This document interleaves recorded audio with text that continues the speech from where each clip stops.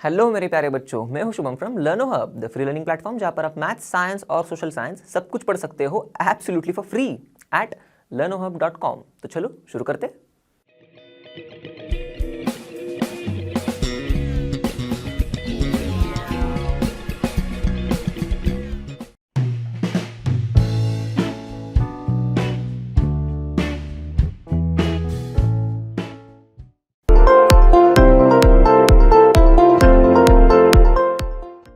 तो चलो बच्चों देखते हैं पहला सवाल, state differences between acids and bases.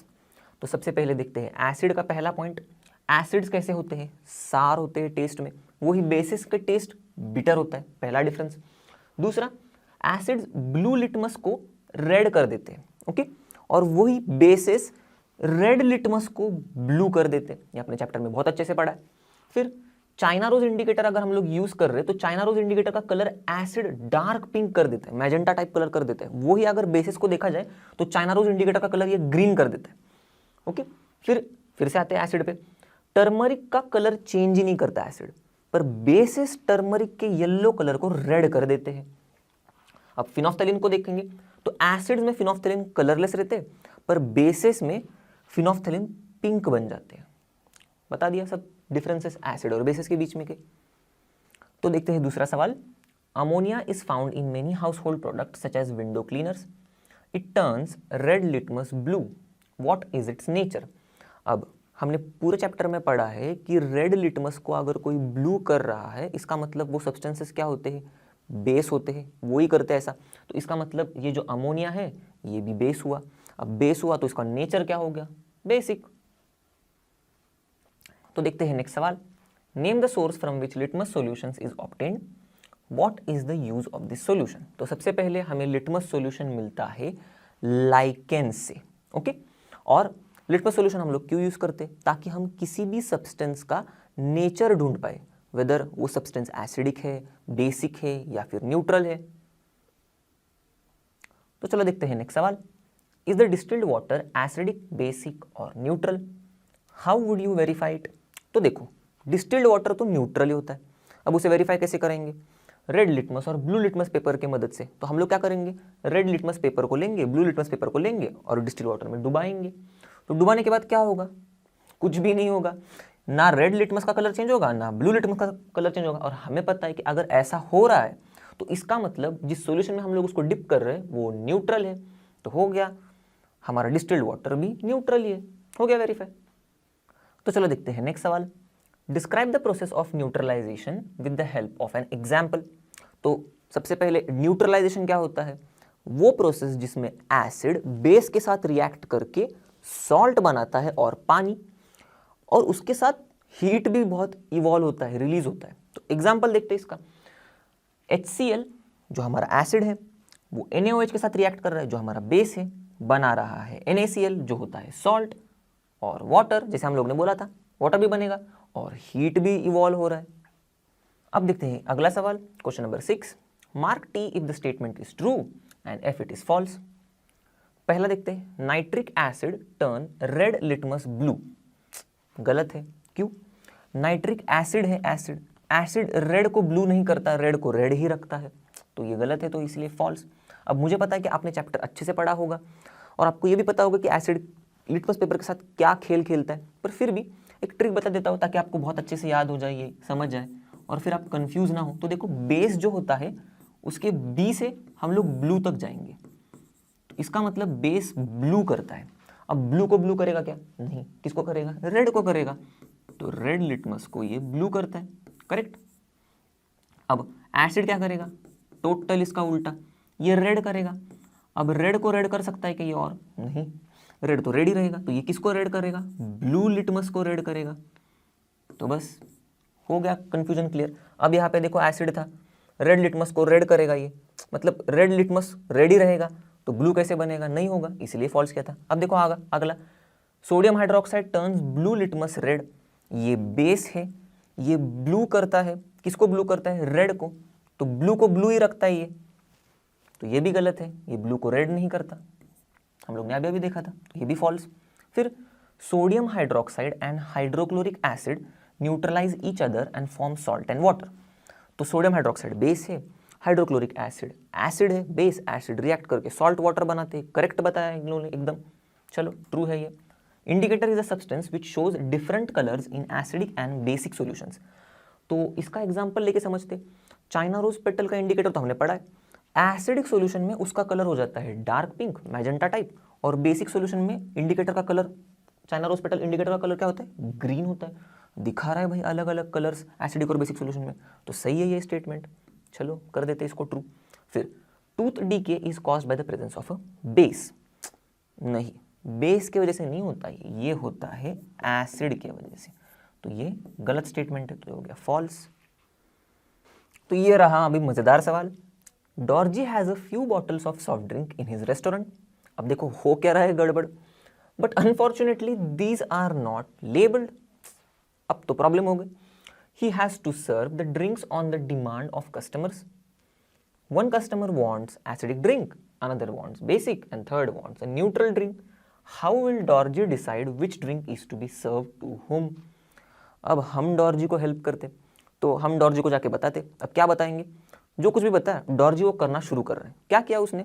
वो क्या करेगा, हर एक सॉल्यूशन का एक एक ड्रॉप लेगा या फिर एक दो ड्रॉप लेगा और वो टेस्ट करेगा रेड और ब्लू लिटमस पेपर के साथ।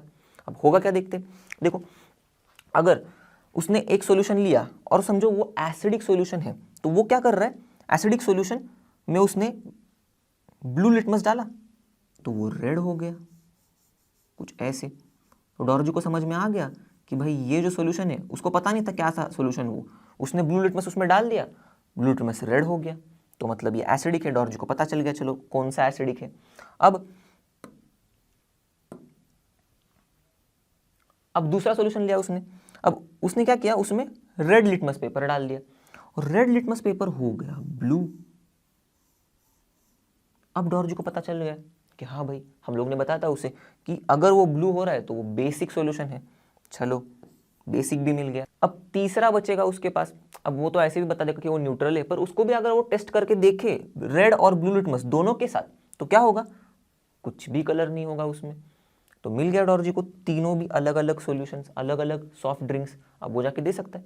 अब और भी आसान तरीका था डॉर्जी के पास, तो चलो और आसान तरीका क्या करता है डॉर्जी ढूंढने के लिए, वो खुद टेस्ट करके देखता है। वही 2-3 ड्रॉप्स जो वो यूज कर रहा था लिटमस पेपर पर, वो खुद ही टेस्ट कर रहा है। तो उसको अगर सार टेस्ट आ रही है किसी सॉफ्ट ड्रिंक की, तो उसको समझ गया कि भाई ये एसिड है, क्योंकि हमें पता है कि सार टेस्ट एसिड्स की होती है। अगर उसको बिटर टेस्ट आई है तो उसको समझ में गया भाई ये बेस है। और तीसरा वाला तो अभी उसको उतना तो समझ में आएगा कि उसको ना सार टेस्ट है ना बिटर टेस्ट है, ये तो न्यूट्रल ही है। तो ऐसे भी डॉर्जी फाइंड आउट कर सकता है और उनके कस्टमर्स को खुश कर सकता है। तो बस, तो चलो देखते हैं नेक्स्ट सवाल। Explain why an antacid tablet is taken when you suffer from acidity. अब हमारे पेट में होता है हाइड्रोक्लोरिक एसिड और वो यूज होता है बहुत डाइजेशन के लिए। ओके, आपने पढ़ा भी होगा ये। तो अगर जो पेट में हाइड्रोक्लोरिक एसिड है वो ज्यादा हो गया तो एसिडिटी हो जाएगी। देखो एसिड ज्यादा, एसिडिटी हो जाएगी। अब इस एसिडिटी को ट्रीट करने के लिए हमें क्या करना पड़ेगा, वो ज्यादा जो एसिड है उसे न्यूट्रलाइज करना पड़ेगा। न्यूट्रलाइज किससे कर सकते, बेस से। तो बस इसीलिए हम एंटासिड के टैबलेट्स खाते। क्यों? क्योंकि एंटासिड टैबलेट में बेस होता है, यही बेस एसिड को न्यूट्रलाइज करता है और फिर एक्सेस एसिड एक बार चला गया तो हमारा एसिडिटी भी दूर हो गई। नेक्स्ट वाला, calamine solution is applied on the skin when an ant bites. अब सिंपल सी कहानी है। देखो एंट जब हमें बाइट करेगी, काटेगी, तो वो क्या करती है, हमारे स्किन के अंदर फॉर्मिक एसिड रिलीज कर देती है। क्यों? क्योंकि एंट का जो स्टिंग होता है ना उसमें फॉर्मिक एसिड होता है। अब ये फॉर्मिक एसिड जैसे ही हमारे अंदर गया तो हो जाएगा इरिटेशन शुरू। अब ये इरिटेशन को हमें निकालना है, भगा देना है, तो क्या करना पड़ेगा, इस एसिड को न्यूट्रलाइज करना पड़ेगा। न्यूट्रलाइज कौन करेगा, बेस। तो बस हम क्या करते, कैलामीन सॉल्यूशन को हम लोग अप्लाई करते। अब क्यों? क्योंकि कैलामीन सॉल्यूशन में जिंक कार्बोनेट होता है और जिंक कार्बोनेट बेसिक होता है नेचर में। तो कैलामीन सॉल्यूशन को अप्लाई करने पर ये जो बेसिक जिंक कार्बोनेट है ये फॉर्मिक एसिड को न्यूट्रलाइज करता है। और एक बार फॉर्मिक एसिड को न्यूट्रलाइज कर दिया, एसिड खत्म, इरिटेशन खत्म। अब देखते हैं इसका नेक्स्ट सवाल। Factory waste is neutralised before disposing it into water bodies. तो फैक्ट्री वेस्ट में एसिड्स होते हैं और अगर ये एसिड वाला फैक्ट्री वेस्ट पानी में चला गया तो इसके अंदर के जो ऑर्गेनिजम्स है, एक्वाटिक लाइफ है, प्लांट्स है, उन्हें बहुत हानि पहुंच सकती है, उनकी डेथ भी हो सकती है। ओके, तो इसीलिए हम लोग क्या करते हैं, फैक्ट्री वेस्ट का जो एसिड होता है उसमें उसको हम न्यूट्रलाइज कर देते हैं ताकि भाई इनको परेशानी ना हो, बस। तो चलो देखते हैं नेक्स्ट सवाल। 3 liquids are given to you. One is hydrochloric acid, another is sodium hydroxide, and third is a sugar solution. How will you identify them? You have only turmeric indicator. तो बस इसका इस्तेमाल करके आइडेंटिफाई करना है। तो बहुत मजा आएगा इस सवाल में। आगे देखो क्या करेंगे। सबसे पहले हम लोग इन तीनों भी लिक्विड्स के एक एक ड्रॉप को लेंगे और टर्मरिक इंडिकेटर के साथ टेस्ट करके देखेंगे। तो इन तीनों में से बस एक ही ऐसा सॉल्यूशन होगा जिसका ड्रॉप जो है टर्मरिक इंडिकेटर का कलर येलो से रेड करवा देगा। अब एक बार उस सॉल्यूशन के ड्रॉप की वजह से येलो से रेड हो गया, मतलब वो सॉल्यूशन बेसिक नेचर का है, ये हमें पता चल गया। अब बेसिक नेचर मतलब इन तीनों में से बेसिक कौन है, हमारा सोडियम हाइड्रोक्साइड। तो हमें एक मिल गया, एक आइडेंटिफाई कर लिया। अब आप सोचोगे कि टर्मरिक ना ही एसिड के साथ कलर देता है ना ही न्यूट्रल सॉल्यूशन के साथ, तो अब क्या करें, फंस गए? नहीं, अब आएगा कहानी में ट्विस्ट। हमारा टर्मरिक इंडिकेटर जो हीरो है हार नहीं मानेगा, क्लाइमैक्स अब शुरू होगा। तो अब थोड़ा ध्यान से ध्यान देना। ओके, तो हम क्या करेंगे, सोडियम हाइड्रोक्साइड हमें मिला है तो हम इसका एक ड्रॉप लेंगे और दो जो हमारे अननोन लिक्विड्स है अभी तक हमें पता नहीं है ना, इसमें से दो है, इनमें से कौन सा हाइड्रोक्लोरिक एसिड है और कौन सा शुगर सॉल्यूशन हमें नहीं पता, तो हम उसको ए करके मानते, इसको बी करके मानते। अब हमने क्या किया, ए में से एक ड्रॉप ले लिया, ओके, इनको मिक्स कर दिया, इनका एक मिक्सचर बना दिया। ओके, अब फिर से हम लोग ने सोडियम हाइड्रोक्साइड लिया, उसका एक ड्रॉप लिया, बी में से भी एक ड्रॉप लिया हम लोग ने, ओके, इसका भी मिक्सचर बना दिया। ओके, तो हम लोग ने अब इस मिक्सचर को समझ लो अभी ए डैश नाम दिया है, और या फिर A1 नाम देते हैं हम इसको और B1 नाम देते हैं। ओके, अब इन दो मिक्सचर्स को हम लोग टर्मरिक इंडिकेटर के साथ फिर से टेस्ट करेंगे। अब हम आए थे कहानी में यहाँ तक, मिक्सचर हम लोग ने बनाया है और उनको टर्मरिक के साथ ट्रीट किया है, टर्मरिक इंडिकेटर के साथ। अब उनमें से एक जो होगा, सपोज समझ लो ये A1 समझ लो, ये क्या करेगा, येलो टर्मरिक इंडिकेटर को रेड कर देगा। जैसे ही रेड हुआ मतलब ये मिक्सचर पूरा बेसिक है, इसीलिए ये रेड येलो को रेड कर रहा है। अब ये पूरा मिक्सचर बेसिक है तो इस मिक्सचर के कॉन्स्टिट्यूएंट पे डिपेंड करता है इस मिक्सचर का नेचर क्या होगा, राइट।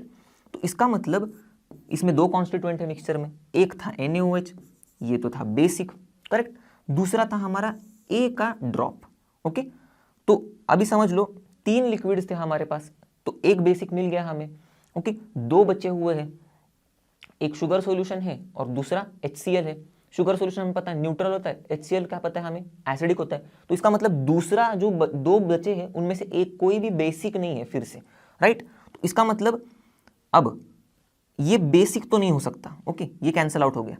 अब ये अगर एसिड होता तो एसिड और बेस एक दूसरे के साथ रिएक्ट करके न्यूट्रल हो जाते तो मिक्सचर न्यूट्रल हो जाता, पर यहाँ पे मिक्सचर तो बेसिक है, तो मतलब एसिड भी नहीं हो सकता, बेस भी नहीं हो सकता। अब बचा क्या, न्यूट्रल। तो ये जो A है ये न्यूट्रल है, इसी के वजह से ये जो बेसिक NaOH को लेने पर भी खुद न्यूट्रल होने की वजह से इसको कुछ फर्क नहीं पड़ रहा है। आ जाओ बाबा, बेसिक आ रहा है, ठीक है, पूरा मिक्सचर को बेसिक ही कर दिया, होने दिया उसने बेसिक मिक्सचर को पूरा, तो इसीलिए इसका नेचर न्यूट्रल है। अब समझ लो A न्यूट्रल है, तो बचे दो थे हमारे, शुगर सॉल्यूशन और HCl। कौन सा न्यूट्रल होता है, HCl तो एसिडिक होता है, तो न्यूट्रल होता है शुगर सॉल्यूशन। तो हमें एक मिल गया, सपोज समझ लो हम लोग ने उसे A लिया था, हमको मिल गया कि A भाई शुगर सॉल्यूशन है। अब जो दूसरा बचा है, हम तो इतने बुद्धू नहीं है, हमको पता चल जाएगा भाई ये NaOH मिल गया हमें, ओके, पहले ही शुगर सॉल्यूशन मिल गया, तीसरा बचा हुआ HCl है। पर चलो देखते हैं कैसे। तो इसको भी अगर हम लोग ट्रीट करते हैं ना टर्मरिक के साथ, तो ये येलो टर्मरिक को इंडिकेटर को येलो ही रख देता है। अब इसका मतलब हमें पता है ये बेसिक तो बिल्कुल नहीं है, ओके, क्योंकि बेस हमें मिल गया है, न्यूट्रल भी मिल गया है, तो हाँ पूरा मिक्सचर ओके, ये पूरा जो मिक्सचर है ये बेसिक तो नहीं हो सकता। फिर न्यूट्रल हो सकता है या फिर एसिडिक हो सकता है, क्योंकि एसिडिक और न्यूट्रल मिक्सचर होगा तो ही ये इसका कलर चेंज नहीं करेगा। अब हमें पता है कि अब ऐसे भी हमको पता चल गया कि ये एसिड ही है हमारा, पर ये येलो का येलो क्यों रह रहा है ये देखते हैं ना। तो ये एसिड है, हम लोग ने क्या डाला था NaOH, वो था बेस, एसिड बेस न्यूट्रलाइज हो रहे हैं, रिएक्शन को न्यूट्रल कर रहे हैं, इसीलिए येलो टर्मरिक इंडिकेटर येलो ही रह रहा है। तो इस तरह से हम लोगों ने तीनों भी लिक्विड्स को अलग अलग आइडेंटिफाई कर लिया। मजा आ गया? तो चलो देखते हैं नेक्स्ट सवाल।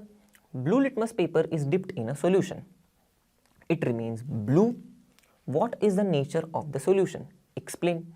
अब दिमाग में आपके फटक से आ जाएगा, बेसिक ही होगा थोड़ा सा ब्रेक लगाओ, सिर्फ बेसिक नहीं होगा, ये सॉल्यूशन का नेचर न्यूट्रल भी हो सकता है। क्यों? क्योंकि ब्लू लिटमस को सिर्फ बेस ही ब्लू नहीं रहने देता, न्यूट्रल सॉल्यूशन भी ब्लू लिटमस को ब्लू ही रहने देता है ना, उसको कहाँ रेड करता है वो तो रेड को भी रेड ही रहने देता है। तो इसीलिए इसका आंसर सिर्फ बेसिक नहीं होगा, न्यूट्रल भी हो सकता है। तो अब बढ़ते हैं नेक्स्ट सवाल पर। Consider the following statements. A, both acids and bases change color of all indicators. B, if an indicator gives a color change with an acid, it does not give a change with a base. C, if an indicator changes color with a base, it does not change color with an acid. D, change of color in an acid and base depends on the type of indicator. अब ये सारे statements दिए, बता पूछा क्या है वो देखते हैं। Which of the statements are correct? अब इससे देखने के लिए हमें पढ़ना पड़ेगा हर एक स्टेटमेंट और समझना पड़ेगा। तो पहले देखते हैं, both acids and bases change colour of all indicators. ये ऑल बोल दिया, गलत हो गया, क्योंकि हमारे पास कई इंडिकेटर है जैसे कि टर्मरिक इंडिकेटर, तो इनका कलर एसिड और बेसिस दोनों भी चेंज नहीं कर सकते, सिर्फ बेस ही टर्मरिक का कलर येलो टू रेड करता है, एसिड तो कुछ भी नहीं करता, राइट। तो ये इनकरेक्ट हो गया अपना स्टेटमेंट, हमें करेक्ट ढूंढना है। तो चलो आगे देखते हैं।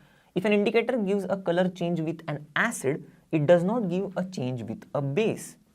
अब इंडिकेटर बोला है तो कोई भी इंडिकेटर की बात हो रही है। अब ये स्टेटमेंट कोई भी इंडिकेटर के लिए नहीं एप्लीकेबल हो सकता। क्यों? क्योंकि एग्जांपल ले लो चाइना रोज इंडिकेटर का, तो ये अगर कलर चेंज दे रहा है एसिड के साथ, हाँ देता है, क्या देता है, डार्क पिंक हो जाता है कलर। तो ऐसा होता है क्या कि ये बेस के साथ कलर चेंज नहीं करता? बिल्कुल नहीं, बेस के साथ तो वो ग्रीन कलर देता है, तो इसीलिए ये गलत हो गया।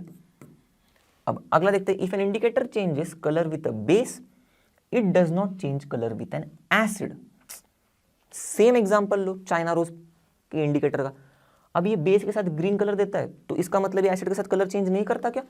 नहीं, बिल्कुल नहीं, एसिड के साथ वो डार्क पिंक कलर देता है, तो इसके वजह से ये भी गलत। अब देखते हैं डी वाला, change of colour in an acid and a base depends on the type of the indicator. हाँ ये सही है, समझ लेते क्यों सही है। देखो अगर हम लोग चाइना रोज का ले रहे थे एग्जाम्पल, तो उसमें एसिड में वो डार्क पिंक दिखा रहा था, बेस में ग्रीन दिखा रहा था। वही अगर हम लोग फिनोफ्थैलिन का एग्जाम्पल ले, तो फिनोफ्थैलिन एसिड में कलरलेस होता है, बेस में वो पिंक हो जाता है। तो इसका मतलब इंडिकेटर टू इंडिकेटर डिपेंड करता है कि वो एसिड में कलर चेंज करेगा या फिर बेस में चेंज कलर चेंज, या फिर बेस में कलर चेंज करेगा या नहीं करेगा, राइट। तो इसीलिए ये राइट है। अब देखते हैं ऑल फोर करेक्ट है क्या? नहीं, बिल्कुल नहीं, ये तीनों भी गलत है। ए एंड डी, ए गलत है इसलिए ये भी ऑप्शन गलत हो गया। बी सी डी, बी और सी गलत है, ये भी ऑप्शन गया।